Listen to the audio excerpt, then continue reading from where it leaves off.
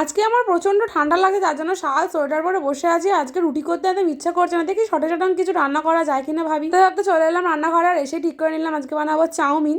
সবজি, আলু, পেঁয়াজ আর ডিম দিয়ে বানাবো আজকে চাউমিনটা। হাফ প্যাকেট করেছিলাম, আজকে হাফ প্যাকেটটা পড়ে আছে, এটা দিয়েই করে নেবো।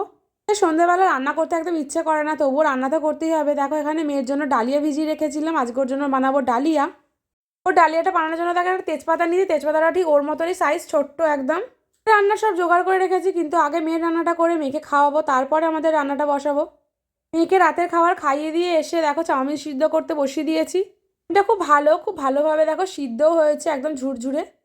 আজকে একদম ঘরোয়া প্রসেসেই বানাবো। আজকে ফার্স্টে পেঁয়াজ লঙ্কাটা ভেজে নিয়ে তার মধ্যে সবজিগুলো দিয়ে ভালো করে ভেজে নিচ্ছি। একটু ঘরে গিয়েছিলাম বিছানা করে আসতে, আর দেখো এখানে এসে দেখি মেয়ে কি করেছে। দেখো আলু রসুন সব বের করে সাজিয়েছে।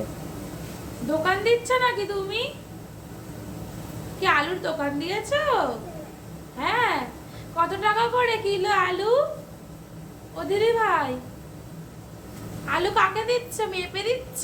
1 কিলো দাও, 1 কিলো আলু দাও।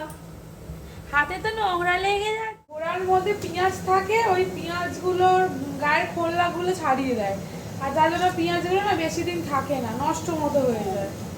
বাইরে কোথাও ঘুরতে গেলে বা এমনি আমাকে যদি অপশনে দেয় যে আজকে রাতে কি খাবার খাবে, বিরিয়ানি বা চাউমিন বা ফ্রাইড রাইস কিছু বললে, আমি সেখানে না সবসময় চাউমিনটাকেই চুজ করি। জানি না কেন, চাউমিন খেতে না আমার প্রচণ্ড ভালো লাগে। এতটাই চাউমিন ভালোবাসি, আমাকে যদি সারাদিন ধরে কেউ চাউমিন খেতে দেয় আমি তাও খেয়ে নেবো। আমার মতো কে কে আছে আর আমি চাউমিন লাভার।